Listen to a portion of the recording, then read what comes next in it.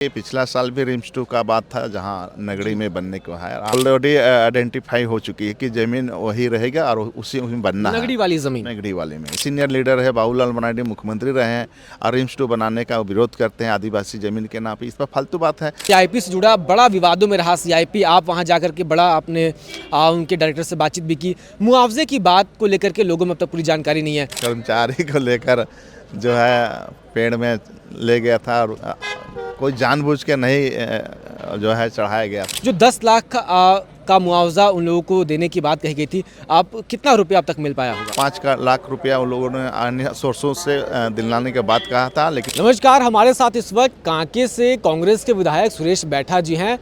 Sir, आपको मोटा मोटी 1.5-2 साल अब हो गया इस विधानसभा में, सदन में। कांके के जनता के कितने मुद्दों को अब तक आपने सदन में उठाया है और कांके हमेशा से भाजपा गढ़ रहा है, अब गैर भाजपा कांग्रेस के विधायक आपके रूप में कांके की जनता को मिला है, क्या कुछ उनके मामले सदन में अब तक आपने उठाए हैं या फिर आज? देखिए, खिलाड़ी माइंस एरिया है, वहाँ पोल्यूशन का मामला था, तो पोल्यूशन से संबंधित बात हमने उठाया था कि पोल्यूशन को कैसे रोका जाए जी। और खिलाड़ी में बुढ़मू में जो है किसानों के लिए कैसे उसका फसल ना बर्बाद हो, उसके लिए भी हमने बात उठाया है क्वेश्चन में।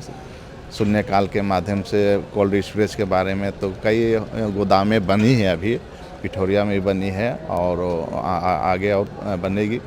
और साथ ही साथ जो मुद्दा सबसे बड़ा मुद्दा वहाँ रहा था कॉलेज का, डिग्री कॉलेज का जी।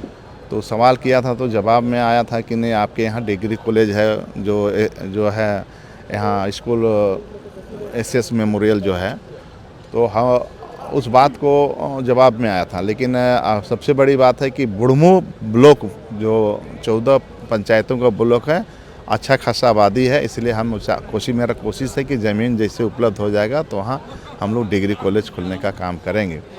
और आपने देखा हो कि राजहित में हमने अभी आज सवाल उठाया कि हमारा अनुसूचित जाति वर्ग जो 22 वर्गों में बटा हुआ, जिसकी अच्छा खासा आबादी है, जिसका संरक्षण नहीं मिल पाता है, वो कोई संस्था नहीं होने, सरकारी संस्था नहीं होने के कारण से वहाँ तक वो अपनी बातें नहीं पहुँचा पाते हैं। इसलिए 25-26 में माननीय वित्त मंत्री जी ने घोषणा कर रखा था कि अनुसूचित जाति परामर्शदात्री का गठन हम करेंगे टीएससी की तर्ज पर।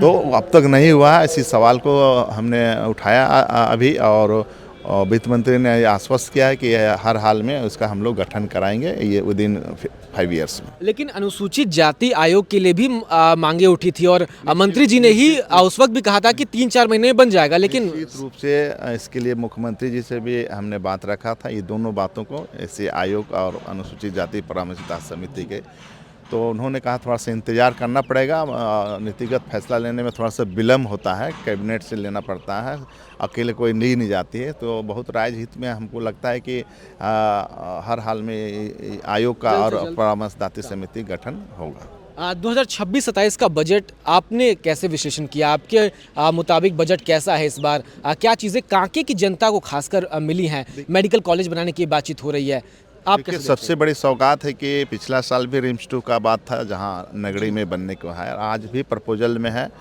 तो मुझे उम्मीद है कि रिम्स 2 कांके ही क्षेत्र में बनेगा, इसमें कहीं बट का सवाल नहीं है। जमीन वही रहेगी या फिर जमीन देखिए चिन्हित हो चुकी है, जमीन ऑलरेडी आइडेंटिफाई हो चुकी है कि जमीन वही रहेगा और उसी में बनना है, नगड़ी वाली जमीन। नगड़ी वाले में, इसलिए बहुत ज़्यादा कन्फ्यूजन पैदा नहीं करें। विपक्ष के लोग झूठ मूठ का जो है विकास विरोधी बातें करते हैं। इतने सीनियर लीडर है बाबूलाल मरांडी, मुख्यमंत्री रहे हैं और रिम्स 2 बनाने का विरोध करते हैं आदिवासी ज़मीन के नाम पे। इस पर फालतू बात है।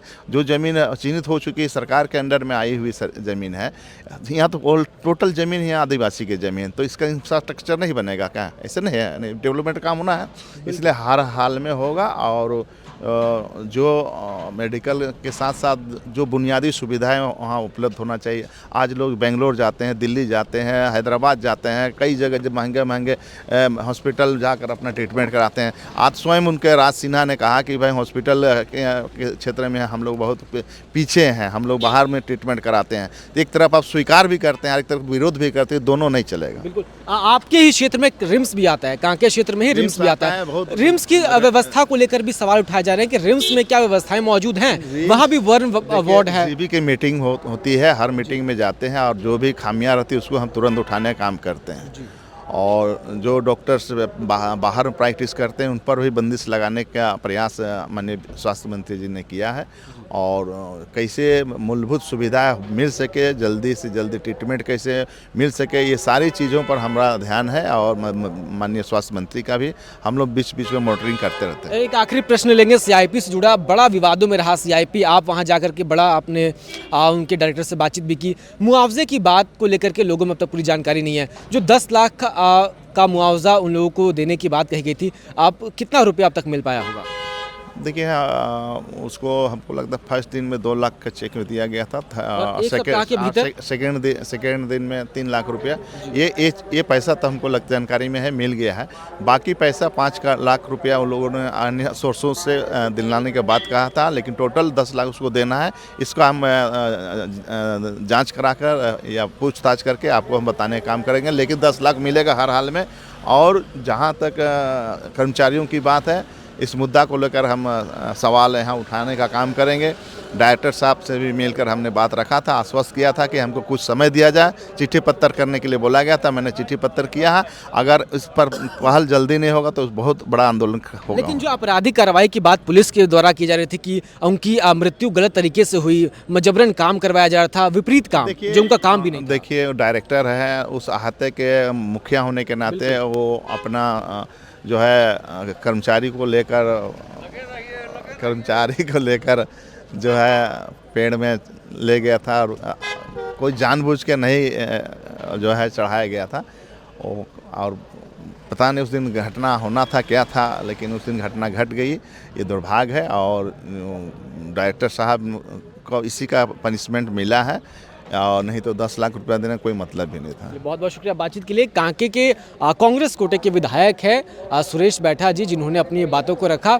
नगड़ी की आदिवासी ज़मीन से लेकर के सीआईपी में हुए आंदोलन तक सभी मसलों पर हमने उनसे बातचीत की। इस साल के वार्षिक बजट पर भी हमने इनकी प्रतिक्रिया ली।